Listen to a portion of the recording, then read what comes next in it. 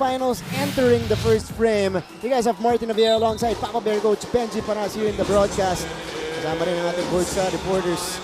Tyson Galpo for San Beda, Mickey Santos for Mapua. Major shakeup as mentioned earlier mula sa panig ng San Beda. Making a start today, who has used 12 seconds in game number 1, is AJ Royo para sa San Beda Red Lions. So this is a 3-guard lineup fielded in by Coach Yuri Escueta. Jacob Cortez nailing his first shot of the game. A complete contrast to game number 1 when he went 0 out of 9 in the first 3 quarters. Kanina pinasok si Royo surprisingly for San Beda. And ang inisip ko rito is for him to guard this Camis. Yeah. Pero hindi eh. Iba rin yung kamatchup. So hindi natin alam what's the reason behind this. Pero ito, dropping in a triple. San Beda with a fast start here in game number 2. And that's what they need from Yuken. Yuken scored 8 points, but 5 of those came in the first quarter. As Camis missing a difficult shot. Back and forth we go, San Beda. With the basketball right here, AJ Royo. On top for Clifford Hopia. Cortez. Yuken again. This time hits the back iron. For San Beda, ito yung kanilang usual game to make an early offense. Yeah. Only 5 triples for the Red Lions in game number 1. Hopia with the board off the miss by Cuenco. And here comes Royo again. Alparo. Kaboom! 8-0 start for the San Beda Red Lions. This is a start for San Beda. Ito parang they're giving a statement on the way they're playing right now. What a way to begin game number 2. Explosive right away are the Red Lions.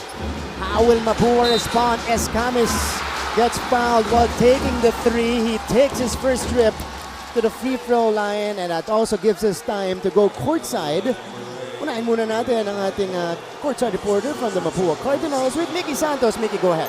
Kumain na ba kayo, Martin and Papa Bear? Because for the team of the Mapua Cardinals, they are at their hungriest moment right now as they hold the winning momentum against the San Beda Red Lions. And kaya naman sinabi sa akin ni Coach Randy Alcantara na sila daw ay dadaan sa butas ng karayom upang makuha ang kampyonato. I also asked Coach Randy what similarities he sees in the teams of the 1991 Mapua Cardinals and this year's 2023 lineup. And he told me that it's the big heart that both teams possess. Dagdag pa nga ni Assistant Coach Young Garcia, what he sees in the eyes of the players today is the desire and fire to secure the championship title. Ayon nga kay Peter Basilio, their mindset for today is to close the game. Kukunin na talaga nila dahil sino pa daw ang lalaban kung hindi kami. That's all for the side of the Mapua Cardinals. Balik sa inyo. Encouraging story right there. If you are a Mapua fan, maraming salamat. Mickey Santos reporting from Mapua's side. And Escamis nailing 2 free throws, first points of the ball game here for the Cardinals.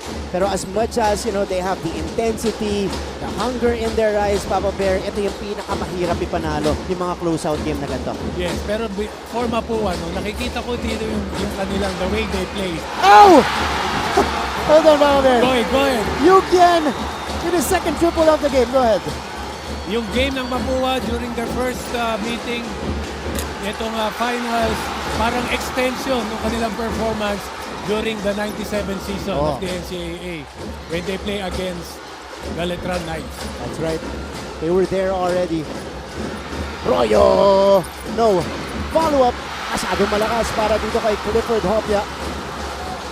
And you mentioned this is their second trip to the finals in 3 seasons. But this time around, Mapua will look to get the job done. Complete it here in game number 2. Ito si Cyrus Cuenco attacking the basket. But how about San Beda starting off like a house on fire? Yukian Andrada nailing a triple. And then another one came. This time from the corner pocket.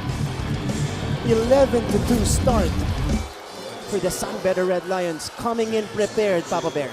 Yes, and also coming in for San Beda is Payosing. Nagpahinga lang ng sandali. So iniba lang yung rotation ni Coach Yuri. Usual starter. Yes. Ito ni Coach Yuri, si James Payosing came off the bench today. Only a few minutes in the starting unit para kay AJ Royo. Now let's go to the other side of the fence with San Beda. Let's hear it from Gleisel Galpo. Gleisel.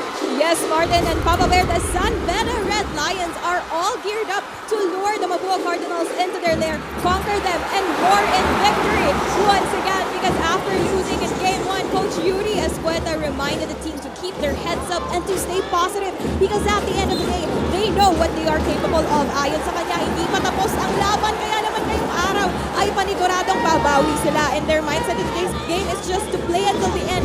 Walang susuko, whatever the result is, make sure we give it our all. Dagdag pa niya, he just wants 3 things from the team, and that is for them to focus, communicate with one another and the coaches to make sure that they are all on the same page, to match the intensity of their opponents, and to improve their mentality in terms of their physicality. Today, Coach Yuri, along with the roaring San Beda community, hopes for the results to be their way and force a Game 3. That's all for now. Martin and Papa Bear. Maraming salamat, Gleisel, reporting from San Beda's side.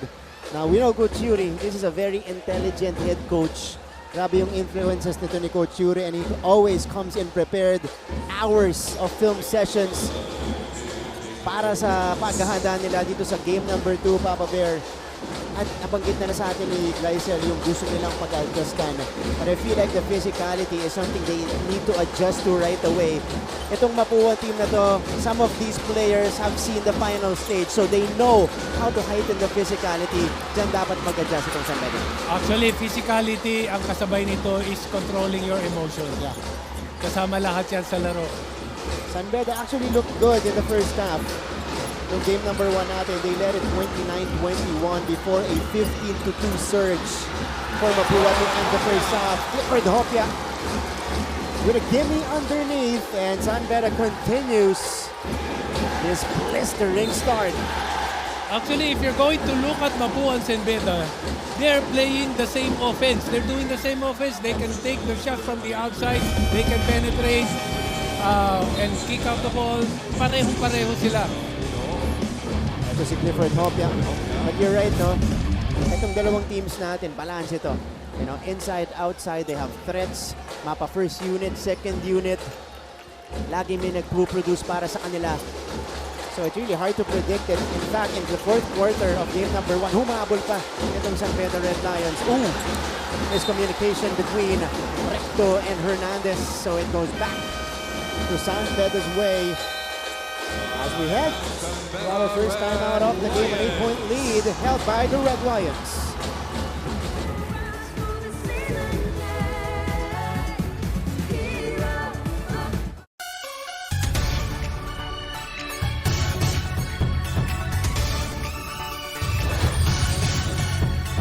Look at me now, I'm flying so high. I can see the whole world. Look at me now, I'm ready for victory. It's my time, my turn. Hero, oh, oh, oh. We'll rise for the ceiling, yeah. Hero, oh, oh, oh. We'll take flight, crush the limits, yeah. Hero, oh, oh, oh.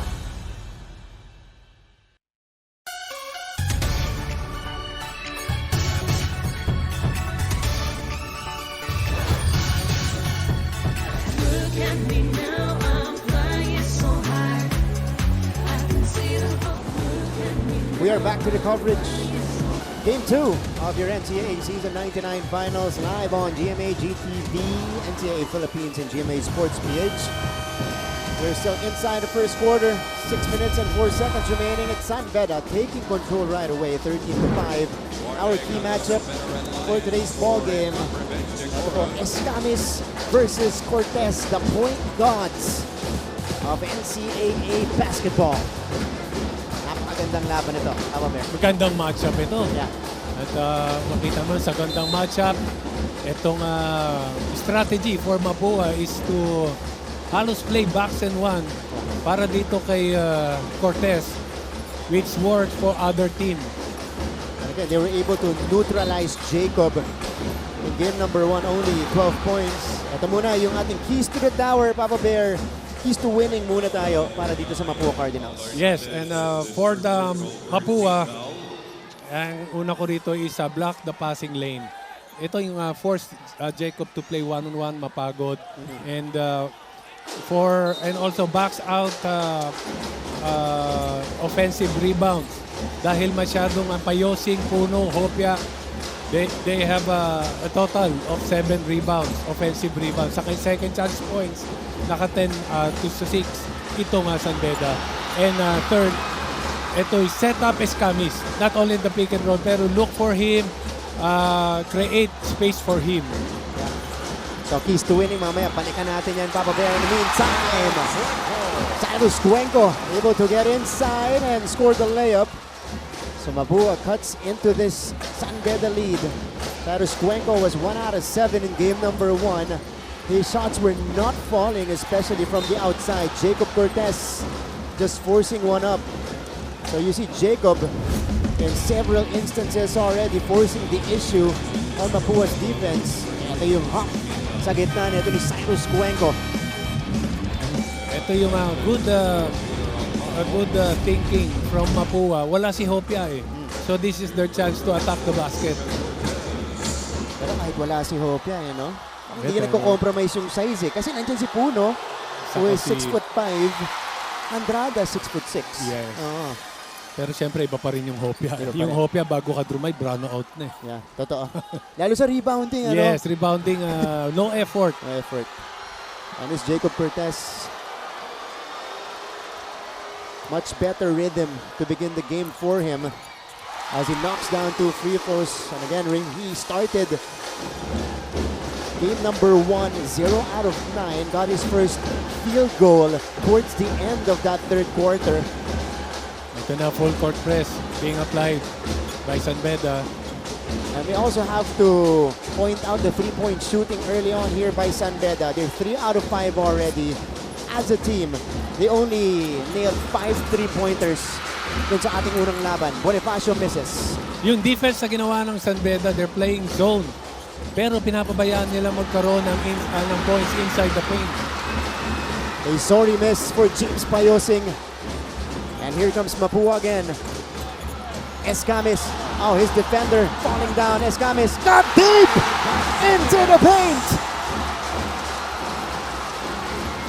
What a scoop by Clint. 15 to 9. Mahirap na tira yun. Tagle overshooting it. Puno with the offensive rebound. Pero ito, he is crowded by several Mapua players, but the ball ending up with Payosing. He lost it on his way up. Here comes Recto. Escamis is on the move. Escamis, no. The other way we go. There's a foul first. JC Recto is called for this one. Pero that was a good foul actually, no? Preventing that momentum. Pero look at this How about that? scoop shot. Wow. The reverse. Wrong footing. Yeah. Ito na yung mga hindi mo kayang ituro. Tama naman yung pectus. High off the glass for Clint Escamis for that reverse. And a rebounding so far in favor of San Beda. Tabla tayo dyan nung game number 1 natin. Okay. This is Eman Tagle bringing the ball down. Tagle. Also a 3-point threat for San Beda. Cortez got bothered from underneath. Payosing. And this is a foul away from the ball. Jopet Soriano called for this one. Posisyonan with Tami Contapay. Sa maganda yung ginawang play ng San Beda, ang problema nakasag ng todo, naka-close out itong Mapua. That's why no choice but to foul Contapay dahil libre-libre siya. Okay, east to the tower naman tayo. Pero punta tayo sa kabila for San Beda this time, Coach. Ito yung constant pressure. Ito yung kailangan gawin ng San Beda dahil itong game 1, negative 5 sila sa puntos. Ito namang masyado ng late yung kanilang pagbalik. So kailangan talaga nila ng consistency sa kanilang defense. And focus on Rosilio. Rosilio scored 15 points and grabbed 7 rebounds on their first game.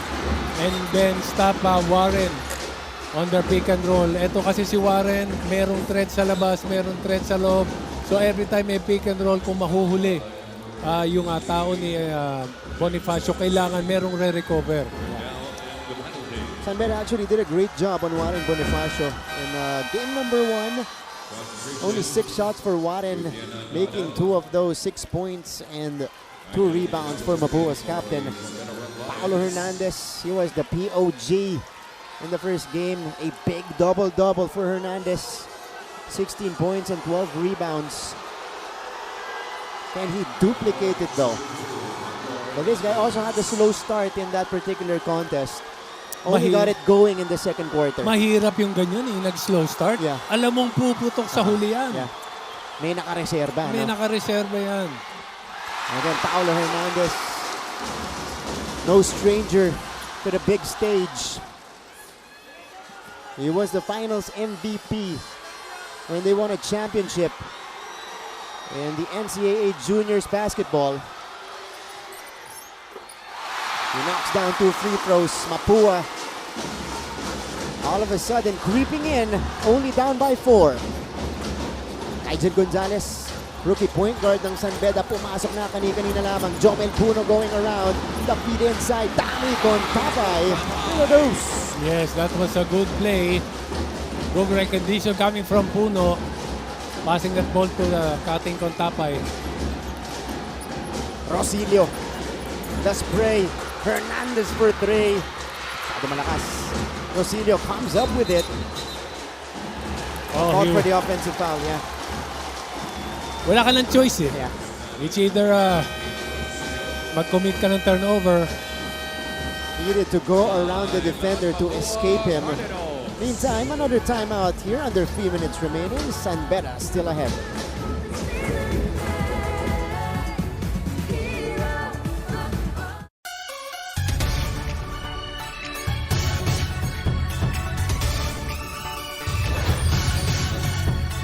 Look at me now, I'm flying so high. I can see the whole world. Look at me now, I'm ready for victory. It's my time, my turn. Hero, oh, oh, oh. We'll rise for the ceiling. Hero, oh, oh, oh. We'll take flight, crush your limits. Hero, oh, oh, oh.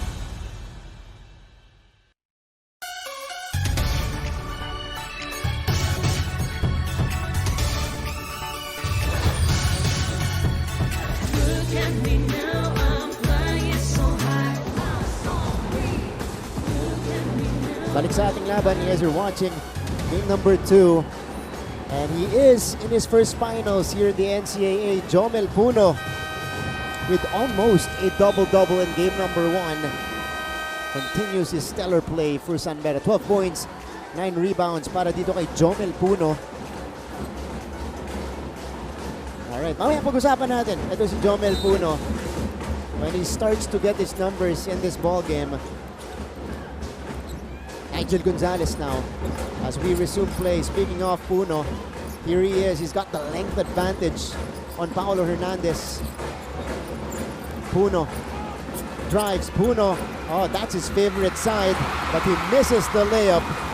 Here comes Recto. Rosilio surveys.